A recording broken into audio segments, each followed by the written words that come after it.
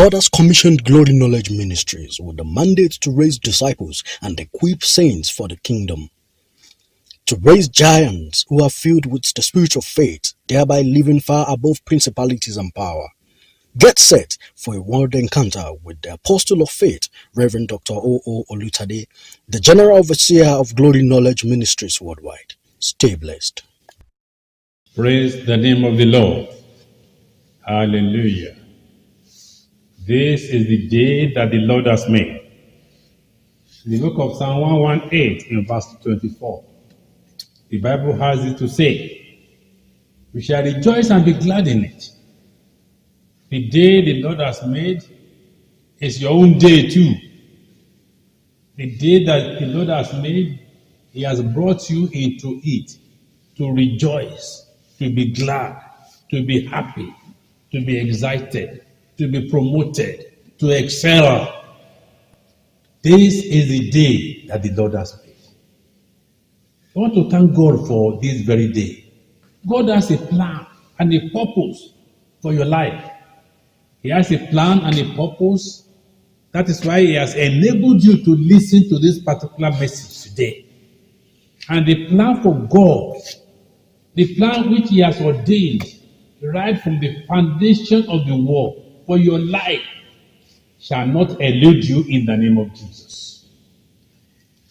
Last week when we started on this topic, fruitful labor, we saw a lot of things and how Isaac obeyed the Lord and was fruitful in the land where God told him to stay. Today I want us to see this topic of the opposite, fruitless labor. That is, one can work and labor.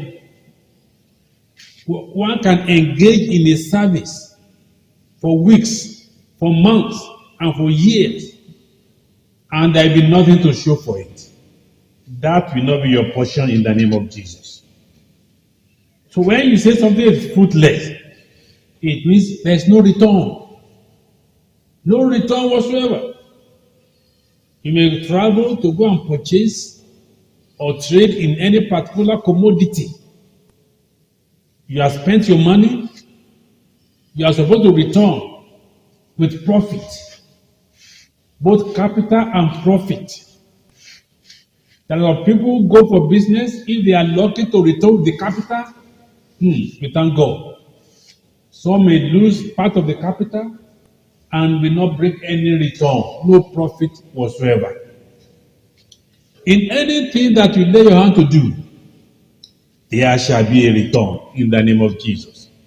You will have something to show that you have traded and you have gained something more than your capital.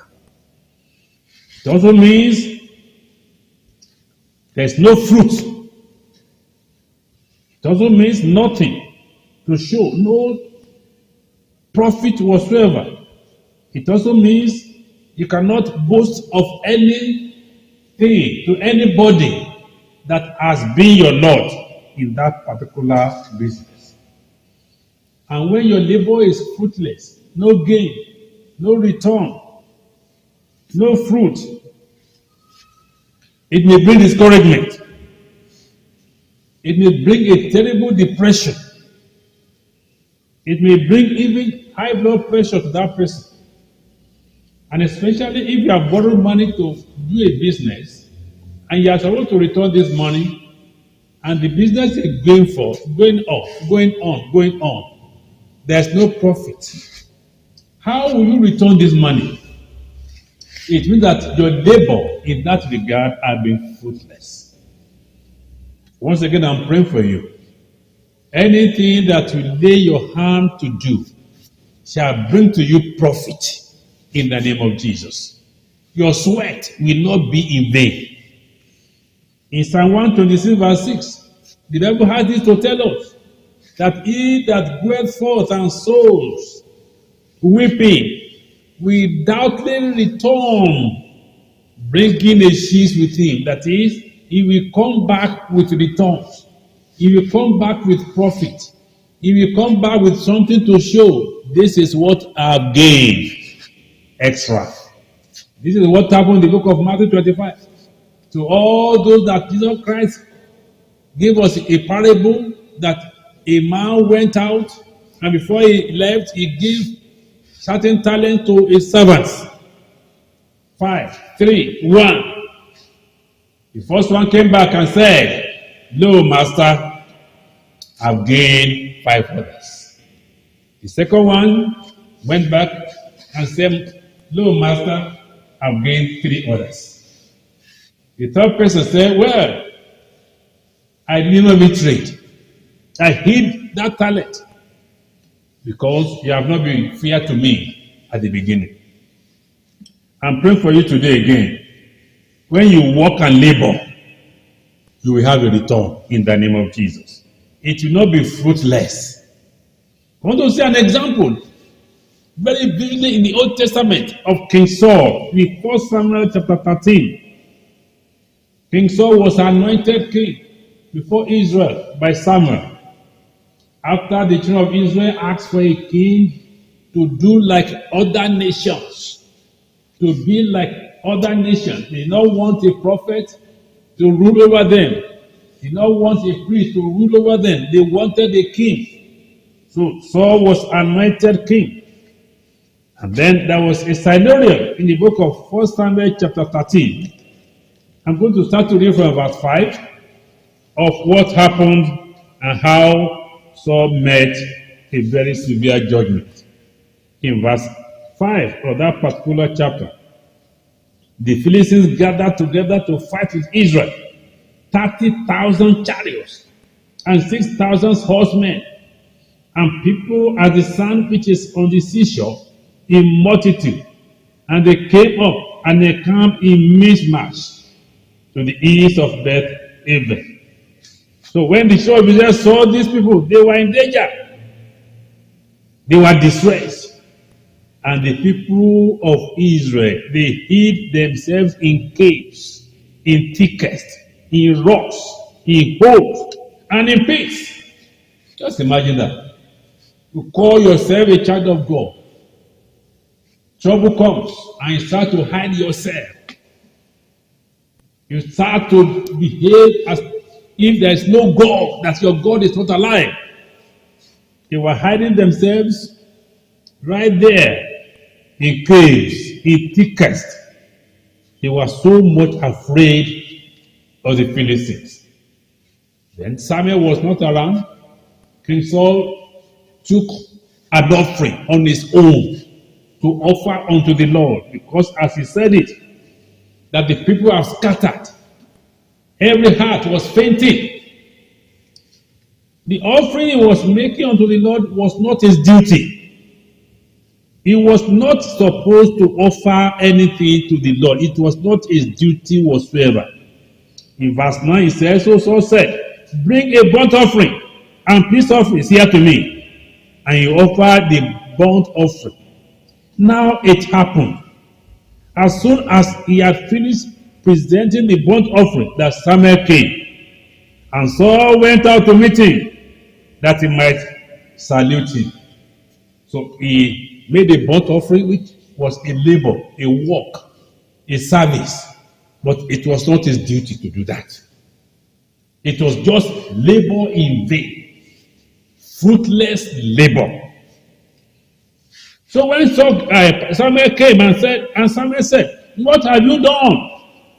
Saul said, "When I saw that the people were scattered from me, and that you did not come within the days appointed, and that the Philistines gathered together at Michmash, then I said, the Philistines will now come down to me in Gilgal, and have not made supplications to the Lord.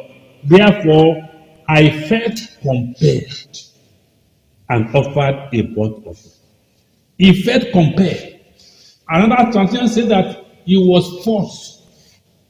He felt forced, pushed to offer that burnt offering. He was not directed by the prophet to do that. The direction was, "Wait for me." And when he felt that Samuel did not turn up after 7 days, then he said he felt compelled. to offer that burnt offering. I pray for you today that you will not feel compelled to do what God has not ordered you to do. A cleaner cannot take the place of a pastor. No. And a teacher will not take the place of a prophet. An evangelist will not take the place of an apostle. Don't feel compelled to go into an office which God has not placed you. God will help you in the name of Jesus. Look at that reference. In verse 13. And Samuel said to Saul, you have done foolishly. Hallelujah.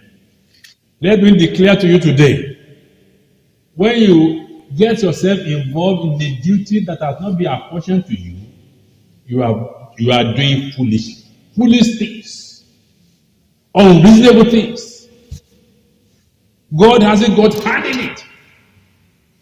And if God hasn't got hand in it, it means that your labor is fruitless. If God has not got hand in it, it means that your labor is just in vain. There's nothing to show for it. It's just a brother go. God will help you. Not to attempt to be in a place where God has not sent you. If God has not said, go for evangelism, you are supposed to really be in the church, doing some other service unto God, and you went on evangelism, your labor is in vain. If God has not directed you in any department, don't find yourself there. If you love singing and you don't have the voice and the talent of singing, and you go there, your work there is in vain. Here, Samuel told Saul, you have done foolishly. You have not kept the commandment of the Lord your God, which he commanded you. For now the Lord will have established your kingdom over Israel forever. See a turning point into the worst, into failure, into dejection. Saul will have risen up to be a great man.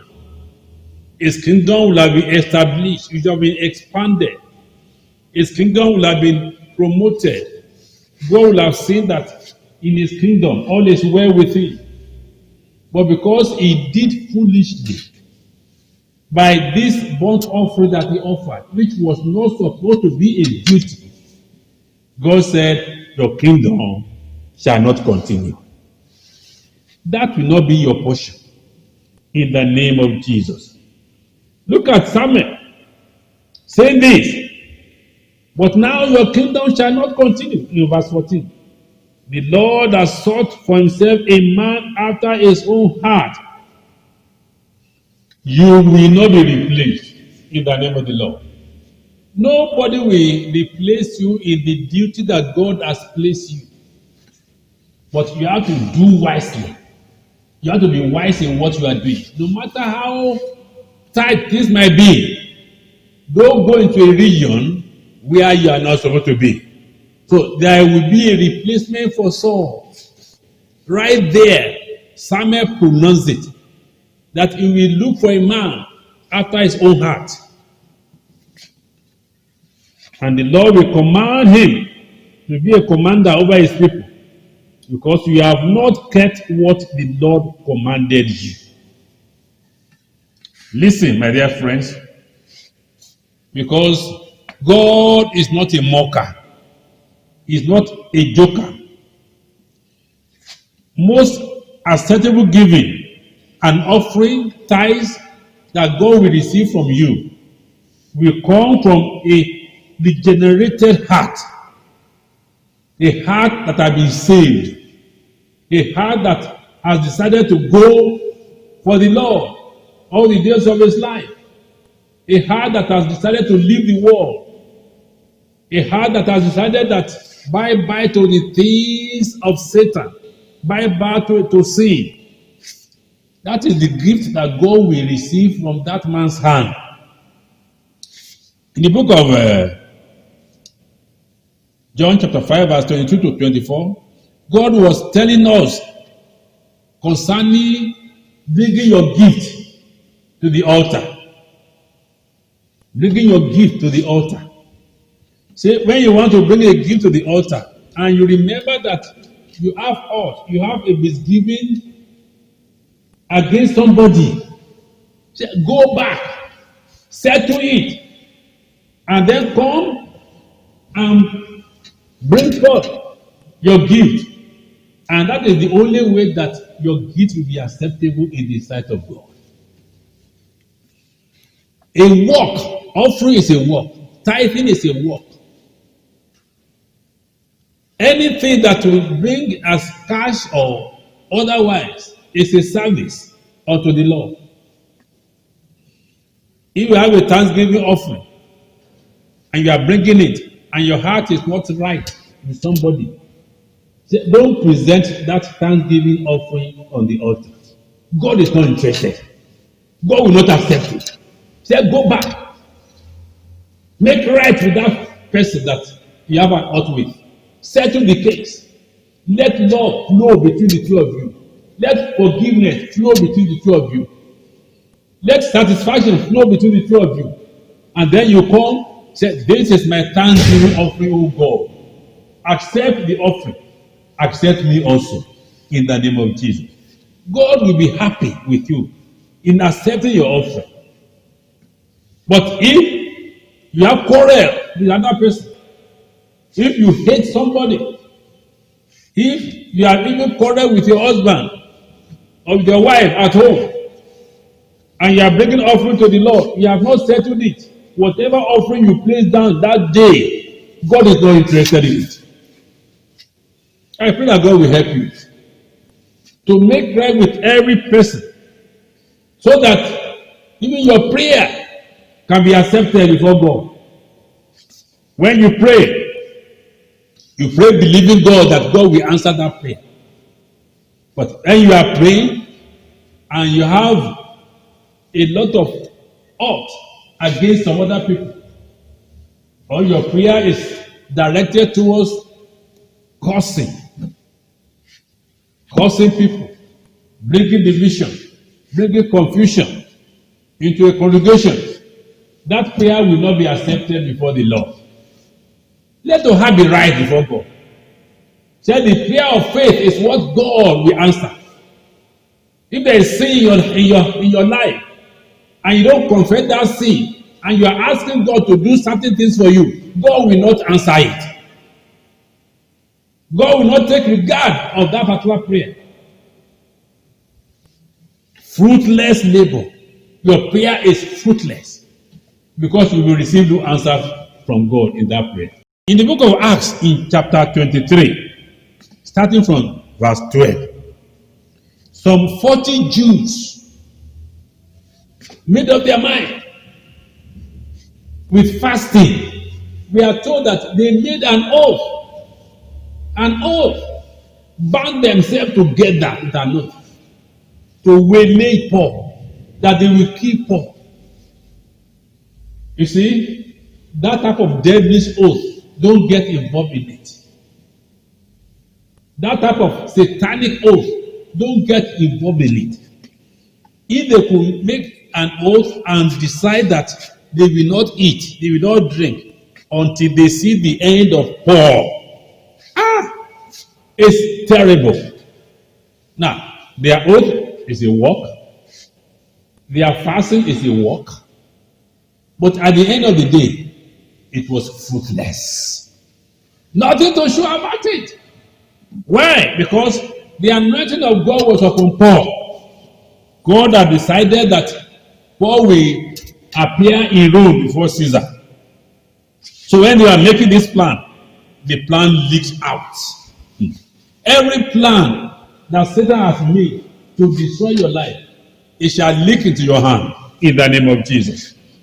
Every satanic corporation that are determined to truncate your destiny, any power, whether they are ganging up to make you barren, any power, whether they are ganging up to make you a person that is destitute,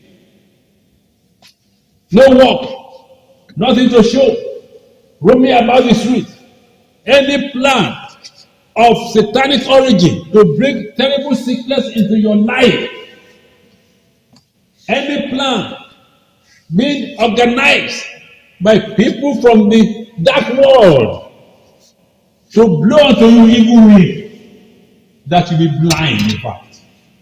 All those works, they will not come to pass. Any plan that is from the pit of hell to bring confusion among your children, any plan from the dragon to bring quarreling between you and your wife or you and your husband, almost every week, you slap yourself, you beat yourself. No peace at home.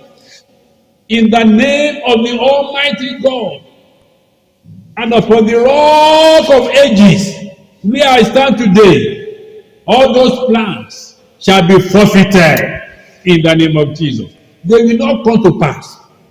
They will leak into your hands, and you are going to really stand up and pray about it. So their plans got leaked, and this came to the chief captain. The chief captain said that they should early in the morning pick up Paul and go across towards Rome, so that before they gather themselves, Paul has scaled across. So their plan became null and void. So it was a fruitless labor. Evil labor is a fruitless labor. You shall not be involved in it in the name of Jesus Christ. So what am I saying today? Two examples that we have seen concerning King Saul, who made an offering that was fruitless, and we are told that he had done foolishly. These 40 Jews who bound themselves an oath to waylay Paul and kill him, all their labor was fruitless, because the anointing of God upon Paul made him to escape every threat to murder him. The same way I'm telling you again today, you will escape from the hand of the enemy in the name of Jesus. Their determination will not work against you. You are going to be victorious.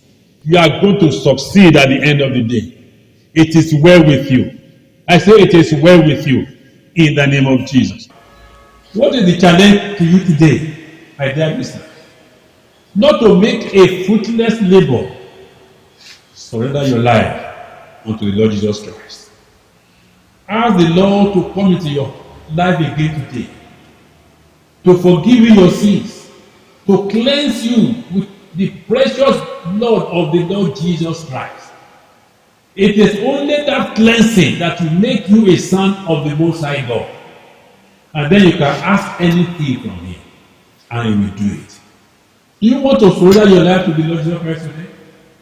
You want to make a fruitful labor in the name of Jesus. You have come to him today for salvation. Tell him to forgive you. Tell him to cleanse you. Tell him to make you a soul son. If you do so in the name of the Lord, and then you can ask anything from him, and he will do it for you. Dear Lord, for all those who have confessed their sins before you today, have mercy upon them and forgive them in the name of Jesus. Make them your true children indeed. And when they call upon your name, O God, in your mercy, answer them in the name of Jesus. Let things start to change in their life. Let the old thing pass away totally in their life. Make them new vessels in your hand in the name of Jesus. Thank you, everlasting Father.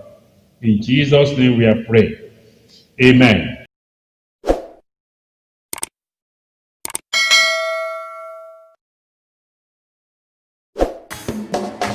Thank you for listening. I hope you have been blessed through this message.